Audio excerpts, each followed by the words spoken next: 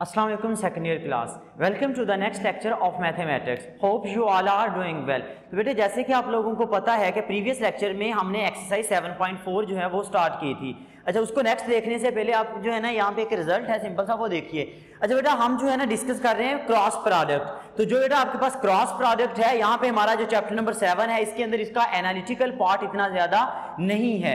हमने क्या करना है, सिंपल उसी की एप्लीकेशन है क्रॉस प्रोडक्ट को, कि अगर हमारे पास क्रॉस प्रोडक्ट है तो उसका जो है ना हम कहां कहां पे यूज कर सकते हैं या उसकी मदद से कौन सी चीजें जो है वो फाइंड आउट कर सकते हैं। तो बेटा उसी के लिए जो है ना यहाँ पे हमारे पास एक रिजल्ट उसमें है कि एरिया ऑफ पैरेललोग्राम, कि अगर आपके पास कोई भी एक पैरेललोग्राम है, हम जो है उसका क्या कर सकते हैं, एरिया फाइंड कर सकते हैं बाय यूजिंग क्रॉस प्रोडक्ट। तो देखिए इसके लिए सिंपल है, कहता है कि आपके पास जो है ना इस तरह से ये कोई एक पैरेललोग्राम है, ये जैसे यहाँ पे मैंने बनाई, और इसकी जो टू साइड्स हैं वो कोई भी दो वेक्टर्स को डिनोट करती हैं। कि ये एक वेक्टर है आपके पास बेटे, वो u लिख लिया उसने, कि हमने लेट कर लिया सॉरी, कि ये वेक्टर u है आपके पास, और इसी तरह से ये वाला वेक्टर क्या है, v है। और साइड्स कौन सी ली हैं बेटा, जिधर से वो आपके पास एडजेसेंट है दोनों साइड्स, इस तरह से वो साथ मिली हुई हैं आपके पास, ये वाली दोनों साइड्स। ठीक है ना। अब आपको ये तो पता है पैरेललोग्राम के इनकी जो अपोजिट साइड्स होंगी वो इन्हीं के पैरेलल होंगी। हम ये दो साइड्स ले रहे हैं। अब करना सिंपल बेटा ये है कि हम वो जो दो वेक्टर्स होंगे जो किसी भी पैरेललोग्राम की साइड्स को डिनोट कर रहे होंगे, हमने उनका क्या करना है, पहले तो ले लेने हैं क्रॉस प्रोडक्ट। क्रॉस प्रोडक्ट लेने के बाद हमने सिंपल क्या करना है, उसकी मैग्नीट्यूड ले लेनी है। तो जो रिजल्ट आएगा वो आपके पास क्या होगा, एरिया ऑफ पैरेललोग्राम होगा। इसका बेटा एनालिटिकल प्रूफ इस जो है ना क्वेश्चन का नहीं है कि ये किस तरह से होगा, जस्ट यहाँ पे हमारी बुक के अंदर उसने एप्लीकेशंस बताई हुई हैं, तो हम उसी को देख रहे हैं यहाँ पे। फिर नेक्स्ट बेटा आपके पास एक इसका जो है ना हमारे पास है कि एरिया ऑफ अ ट्राइंगल, कि आप क्रॉस प्रोडक्ट की मदद से किसी भी ट्राइंगल का एरिया जो है वो भी फाइंड कर सकते हो। देखिए ये बिल्कुल उसी तरह से है जैसे आपने पैरेललोग्राम के लिए किया। देखिए ये पैरेललोग्राम एक बनाई है मैंने यहाँ पे। अब ट्राइंगल अगर हमने यहां से बनानी हो तो किस तरह से बन सकती है, तो बेटा अगर हम सिंपल यहां पे इस तरह से डायगोनल ले लें, एक इस तरह से, ये मैंने डायगोनल ले लिया, तो यहां पे आपके पास ये फर्स्ट ट्राइंगल बन गई, देखिए तो इस तरह से, और ये सेकंड वाली ट्राइंगल बन गई। तो मतलब डायगोनल क्या होता है, जो बिल्कुल उसको दो इक्वल पार्ट्स में डिवाइड कर दे, तो इसने दो पार्ट्स में डिवाइड कर दिया। देखें अगर ट्राइंगल की बात करनी है तो ट्राइंगल, तो हमने किसी एक ट्राइंगल की बात करनी है, तो जितनी भी पैरेललोग्राम थी आपके पास, या जितना भी पैरेललोग्राम का एरिया था, ये टोटल एरिया था, हमने उसका क्या कर दिया, हाफ ले लिया। तो वो फिर जो पीछे बच गई फिगर, वो आपके पास बेटा एक ट्राइंगल है। तो simply area of a triangle जब आप बात करोगे तो आपने लिख देना है 1/2 u क्रॉस v। ये जो u क्रॉस v बेटा ये है एरिया ऑफ पैरेललोग्राम। मतलब कि जो भी आपके पास पैरेललोग्राम है, अगर हम उसके एरिया का क्या कर दें, हाफ कर दें, तो हमारे पास जो रिजल्ट आएगा वो एरिया ऑफ ट्राइंगल होगा। तो ये बेटा सिंपल से दो फार्मूला है, इसको आपने देखना है। नेक्स्ट हमारी जो एक्सरसाइज है उसके अंदर हम जो है ना इसको यूज करते हैं। अच्छा नेक्स्ट जो है ना बेटा, हमने क्वेश्चन नंबर 1 कल कंप्लीट कर लिया था। क्वेश्चन नंबर 2 जो है वो देखिए, क्वेश्चन नंबर 2 आपके पास है, उसमें जो है ना हम एक स्टेटमेंट लिख लेते हैं। आपके पास ए है बेटे, इसमें 2i - 6j - 3k, और बी बेटे आपके पास है 4i + 3j -k। तो ये बेटा आपके पास जो है ना उसने क्या किया है, आपको दो जो है वेक्टर दे दिए हैं, एक वेक्टर ए है, एक आपके पास वेक्टर क्या है, बी है। अब इसको करना क्या, हमने स्टेटमेंट पढ़ी एक दफा, कहता है फाइंड अ यूनिट वेक्टर। क्या करना है, आपने एक यूनिट वेक्टर फाइंड करना है। किस तरह का unit vector, perpendicular to the plane containing A and B, एक ऐसी प्लेन जिसके अंदर ए और बी है। मतलब इस तरह से मान लो कि ये आपके पास कोई प्लेन है, यहां पे हम लिख लेते हैं कि ये आपके पास जो है कोई भी वेक्टर ए है, इसी तरह से बेटे आपके पास ये कोई एक और दूसरा वेक्टर है बी। अब हमने क्या करना है, यूनिट वेक्टर इस तरह का लेना है कि जो इस वाली प्लेन के, यानी कि जिसके अंदर ए और बी पड़े हुए हैं, इसके ऊपर वो परपेंडिकुलर हो। अभी कल ही आपने देखा था, जो प्रीवियस हमारा लेक्चर था उसके अंदर के आपने देखा था कि यहां पे अगर हम एक वेक्टर ड्रॉ करें इस तरह से, उसको अपना नाम दिया था बेटे ए क्रॉस बी का। तो जो ए क्रॉस बी होगा हमारे पास, जो यहाँ पे बेटे आएगा ए क्रॉस बी, वो परपेंडिकुलर होगा किसके ऊपर, ए के ऊपर बी, और ए क्रॉस बी जो है वो परपेंडिकुलर होगा बी के ऊपर भी। इस रिजल्ट को बेटा हमने क्वेश्चन नंबर 1 के अंदर प्रूव भी किया था, ठीक है ना, इस तरह से। तो अब आपने करना यहाँ पे ये है कि ये जो परपेंडिकुलर वेक्टर है ना, यहाँ पे परपेंडिकुलर वेक्टर कौन सा है, वो है ए क्रॉस बी। उसका क्या करना है, आपने यूनिट वेक्टर फाइंड करना है। नेक्स्ट बेटे वो आपके पास कहता है also find the sine of the angle between them, कि आप वही जो दो एंगल हैं, सॉरी वही जो दो वेक्टर हैं, जैसे ये दो वेक्टर हैं, इनके दरमियान एंगल क्या है, थीटा है, तो आपने इसी एंगल थीटा का क्या करना है, साइन फंक्शन भी फाइंड करना है। ये किस तरह से होगा, देखिए बेटा इसके लिए रिजल्ट तो ये है आपके पास, जब आपने बात की थी ए क्रॉस बी के लिए, तो देखिए हमारे पास हो गया था ए का मैग्नीट्यूड, बी का magnitude, sine of the angle between them, और एंगल यहाँ पे आपने जो यूज किया था वो थीटा था, ये आ गया। और साथ में बेटे यहाँ पे आपने क्या किया था, एक यूनिट वेक्टर एन जो है ना लगाया था, ये जस्ट इसलिए था कि डायरेक्शन बताने के लिए। अब जब आपने करना है साइन थीटा फाइंड बेटा, तो साइन थीटा देखिए एक एंगल होगा, और एंगल तब ही आएगा जब आप एक क्वांटिटीज की बात करोगे, क्वांटिटीज वो जो स्केलर होंगी, मतलब कि ये जो एन है जी, ये यहाँ पे जस्ट बेटे आपके पास डायरेक्शन के लिए है, लेकिन जैसे ही आपने साइन थीटा फाइंड करना होगा तो हमें कुछ इस तरह से करना पड़ेगा। हम यहाँ पे लिख रहे हैं ए क्रॉस बी, हम इसका मैग्नीट्यूड लेना पड़ेगा, क्योंकि हमें स्केलर नंबर्स चाहिए कोई भी एंगल फाइंड करने के लिए। और यहाँ पे बेटे क्या हो जाएगा, साइन थीटा। अब जैसे ही बेटे आपने यहाँ पे मैग्नीट्यूड की बात की, तो ये जो आपका एन है ये खुद ही खत्म हो जाएगा, क्योंकि एन का काम था यहाँ पे जस्ट डायरेक्शन बताना, यहाँ पे आप डायरेक्शन की बात ही नहीं कर रहे, आप मैग्नीट्यूड ले रहे हो, और magnitude is just a number. तो यहाँ पे बेटे अगर साइन थीटा फाइंड करना है तो क्या आ जाएगा, ए क्रॉस बी होल का मैग्नीट्यूड डिवाइडेड बाय ए का मैग्नीट्यूड और बी का मैग्नीट्यूड, ठीक है ना, ये आपके पास। तो ये बेटा आपके पास फार्मूला होगा जब आपने साइन फाइंड करना है, ए क्रॉस बी ओवर सॉरी ए क्रॉस बी, उसका मैग्नीट्यूड डिवाइडेड बाय ए का मैग्नीट्यूड इनटू बी का मैग्नीट्यूड। एक तो ये वाला रिजल्ट आपने यहाँ पे जो है ना वो फाइंड करना है, और सेकेंडली बेटा आपने यहाँ पे एक यूनिट वेक्टर जो है वो भी बताना है। देखें अब आपने देखना है बेटा परपेंडिकुलर जो वेक्टर होगा, यहां पे मैं लिखता हूं, वी नो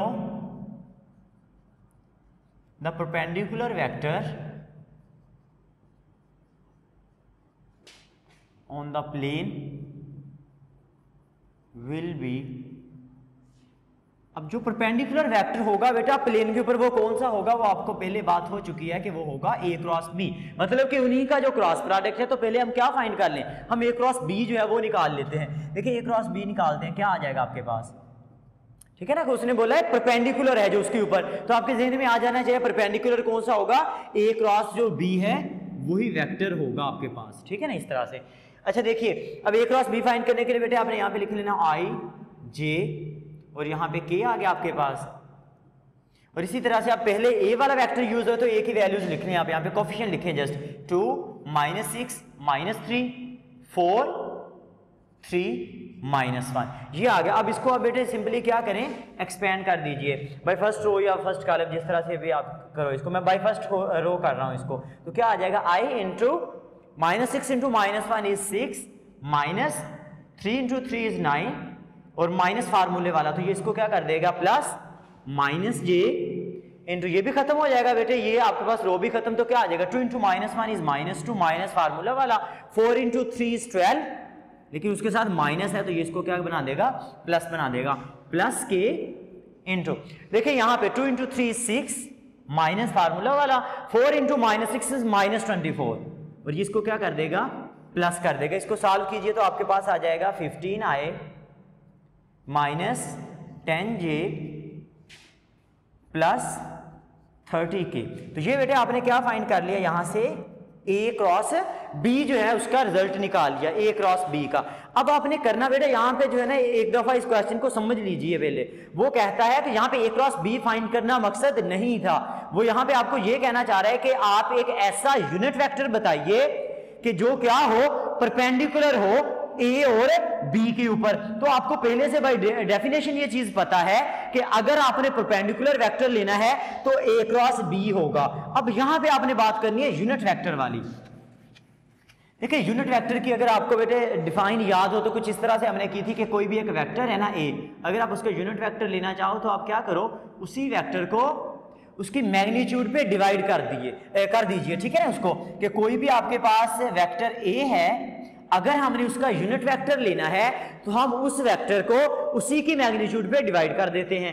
अब ये तो हो गया वेक्टर जो a क्रॉस b आ गया बेटे, ये आपके पास वो वेक्टर बन गया जिसने होना था परपेंडिकुलर। अब अगर आपने परपेंडिकुलर का यूनिट वेक्टर लेना है तो आपको क्या करना होगा, इसी वेक्टर a क्रॉस b को डिवाइड करना पड़ेगा इसी की मैग्नीट्यूड के ऊपर, ठीक है ना, उसी वेक्टर को उसकी मैग्नीट्यूड के ऊपर। तो फर्स्ट क्या करते हैं, हम इसकी मैग्नीट्यूड जो है वो फाइंड कर लेते हैं, ठीक है ना। ये फार्मूला भी नेक्स्ट यूज करेंगे, ये आप लोग देख लीजिएगा।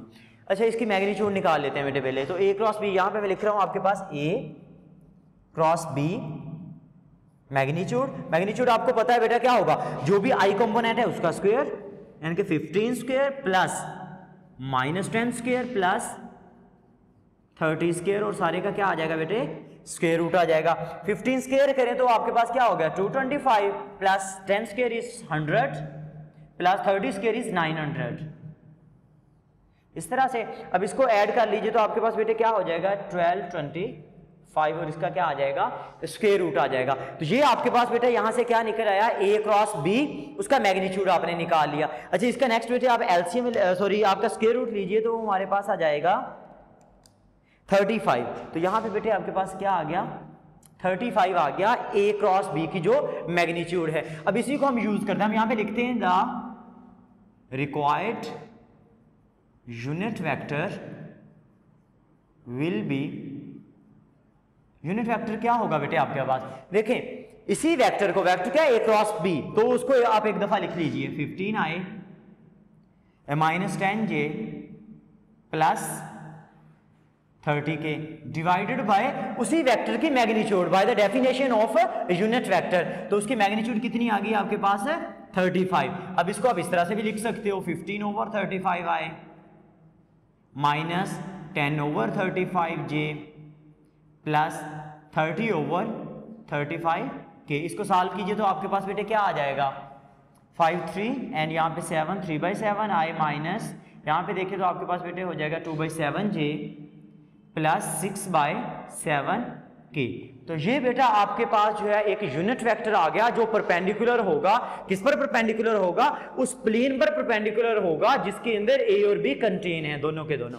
अब ये आपके पास बेटे क्या आ गया a क्रॉस b आ गया। अब नेक्स्ट आपने यहाँ पे फाइंड करना है साइन जो है। तो साइन के लिए भी मैंने बेटे यहाँ पे फार्मूला लिखा था, देखिए वो क्या था आपके पास, मैंने लिखा था कि जो साइन थीटा है बेटा वो इक्वल होगा कि a क्रॉस b, जो भी आपने a क्रॉस b लिया है उसकी मैग्नीट्यूड इनके होल की मैग्नीट्यूड डिवाइडेड बाय a का मैग्नीट्यूड इनटू b का मैग्नीट्यूड। तो ये चीजें आपको यहाँ पे रिक्वायर्ड है साइन फाइंड करने के लिए। तो a क्रॉस b का तो मैग्नीट्यूड आपने निकाल लिए, यहाँ पे ये आ गया आपके पास a क्रॉस b का मैग्नीट्यूड। अब नेक्स्ट जो आपको रिक्वायर्ड है बेटा वो है a का मैग्नीट्यूड और b का मैग्नीट्यूड, वो यहाँ पे हम लिख लेते हैं बेटा। देखिए जब a के मैग्नीट्यूड की बात करें तो वो क्या हो जाएगा, देखिए वेक्टर ये क्या है आपके पास, तो क्या हो जाएगा 2 square plus -6 square plus -3 square, और इसका क्या आ जाएगा बेटा स्क्वायर रूट आ जाएगा। इसको सॉल्व कीजिए तो क्या आ गया 4 प्लस 36 प्लस 9, या फिर आपके पास बेटा ये 49 और 49 का स्क्वायर रूट करेंगे तो कितना आ जाएगा आपके पास 7 आ जाएगा। अब नेक्स्ट बेटा b का मैग्नीट्यूड देखिए, b के मैग्नीट्यूड के लिए क्या करना है आपने 4 square plus j component which is 3 square plus -1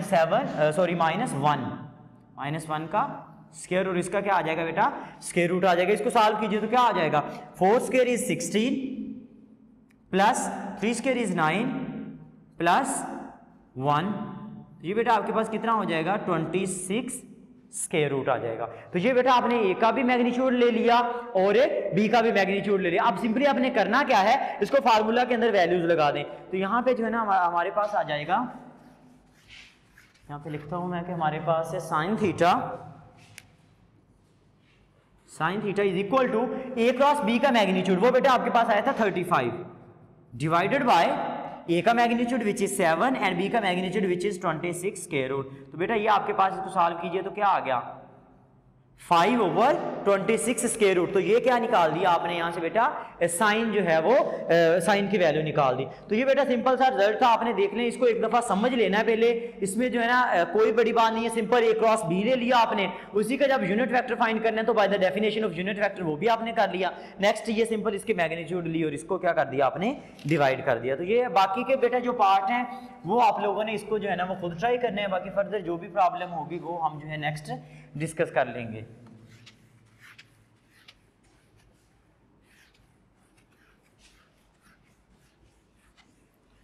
अच्छा बेटा नेक्स्ट देखिए, आपके पास जो क्वेश्चन नंबर 3 है, सिंपल है कि find the area of the triangle determined by the point P Q R. यहाँ पे बेटा आपके पास उसने पॉइंट दिए हैं, मैं यहाँ पे लिख रहा हूँ 3 का फर्स्ट वाला पार्ट आपके पास। पी पॉइंट बेटे जो उसने दिया है वो है 0 0, क्यू पॉइंट बेटे आपके पास जो है उसने दिया वो है 2 3 2, और जो बेटे आपके पास आर पॉइंट है वो है -1 1 एंड 4। ये आपके पास उसने 3 पॉइंट्स जो है वो दे दिए और हमें कहा है कि आप क्या फाइंड कीजिए, आप फाइंड कीजिए एरिया ऑफ ट्राइंगल, ठीक है ना, एरिया ऑफ ट्राइंगल फाइंड करना है। बेटा अभी हमने जो है ना फार्मूला डिस्कस किया था कि जब एरिया ऑफ ट्राइंगल फाइंड करना, तो यहाँ पे मैंने लिखा था कि if R area of triangle any triangle, तो बेटे आपके पास कुछ इस तरह से था कि 1/2 u क्रॉस v, इस तरह से 1/2 u क्रॉस v, यानी कि u और v क्या थे, दो वेक्टर थे जो ट्राइंगल की साइड्स को डिनोट कर रहे थे, ठीक है ना, u और v।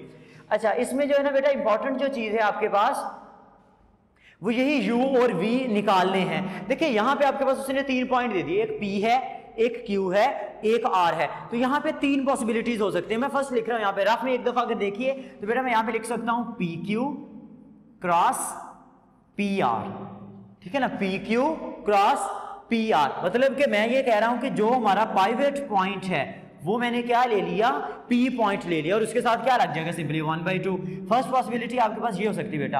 अब यहाँ पे उसने फिक्स नहीं किया कि आपने p को ही पाइवट पॉइंट लेना है। अगर आप मान लो कि q पाइवट पॉइंट ले रहे हो तो फिर बेटे आपके पास हो जाना है qr, सॉरी यहाँ पे आपको लिखना चाहिए 1/2 qr क्रॉस, देखिए QR एंड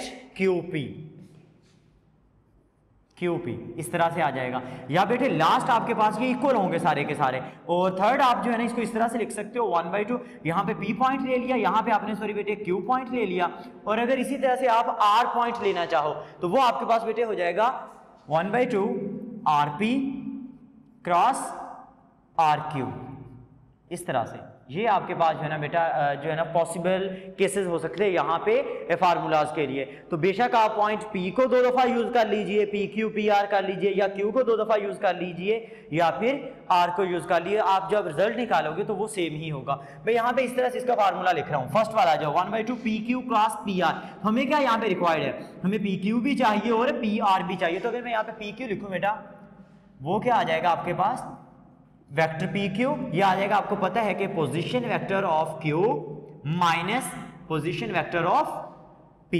तो सिंपली Q के पोजीशन वेक्टर देखिए क्या है, 2i plus 3j plus 2k minus position vector of P, वो क्या बेटा 0i minus 0j minus 0k, या फिर आपके पास बेटा क्या आ जाएगा 2i plus 3j plus 2k, और यहां पे क्या आ गया, PQ आ गया। अब इसी तरह से आप क्या फाइंड कीजिए, PR फाइंड कर लीजिए।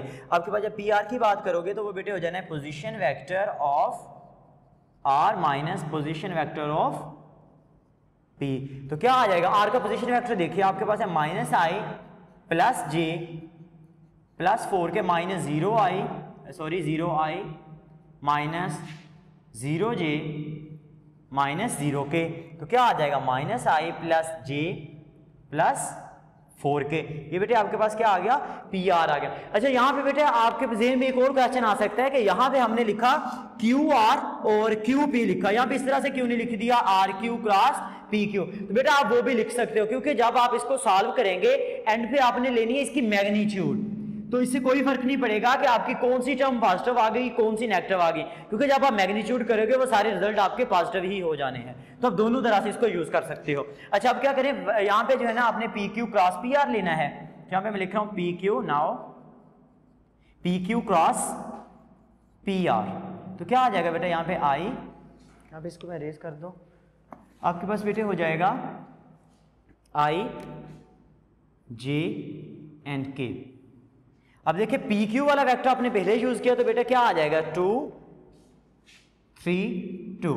नेक्स्ट आपके पास बेटा इसमें पी आर वाला वेक्टर है तो वो क्या हो जाएगा -1 +1 एंड 4। इसको एक्सपेंड कीजिए तो आपके पास क्या आ जाएगा, मैं यहाँ पे लिखूँ अगर आई इंटू, आपके पास ये वाला कॉलम खत्म हो जाएगा, ये वाली रो भी खत्म, तो क्या आ गया 3 इंटू 4 इज 12 -2 माइनस जे, बेटा ये भी खत्म हो जाएगा कॉलम, ये रो भी खत्म, तो क्या आ गया 2 इंटू 4 इज 8 +2 प्लस के, ये भी खत्म आपके पास कॉलम, ये रो भी खत्म, तो आपके पास हो गया 2 + 3, ये आ गया आपके पास। इसको सॉल्व कीजिए तो क्या आ गया 10i, आपके पास आ जाएगा बेटे 10i minus 10j plus 5k। अब आपको क्या रिक्वायर्ड है, आपको इसकी मैग्नीट्यूड रिक्वायर्ड है, तो क्या आ जाएगा P Q cross P R, इसका मैग्नीट्यूड ले लीजिए तो आपके पास बेटे हो जाएगा 10² प्लस -10² प्लस 5² या फिर 10² बेटे 100 प्लस 10² अगेन 100 प्लस 5² इज 25,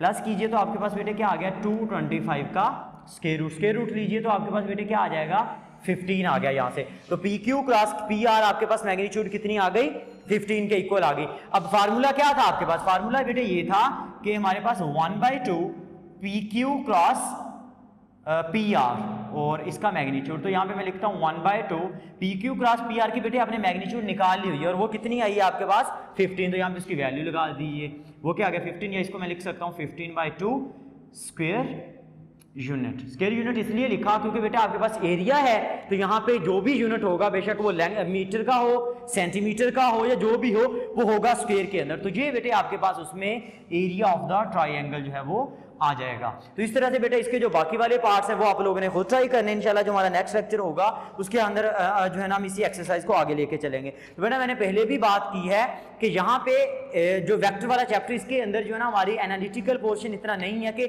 बहुत ज्यादा थ्योरम नहीं है आपके पास, ये सिंपली उसी तरह का है कि आपने फार्मूला देख लिया उसी के आगे एप्लीकेशन जो है वो करनी है, तो ये इतना मुश्किल नहीं है, आपने इसको जो है ना बाकी जो रिमेनिंग पार्ट्स हैं वो आप लोग खुद कर सकते हो। तो इंशाल्लाह नेक्स्ट लेक्चर में इसी एक्सरसाइज को आगे लेके चलेंगे, तब तक के लिए अपना ख्याल रखिए, अल्लाह हाफिज।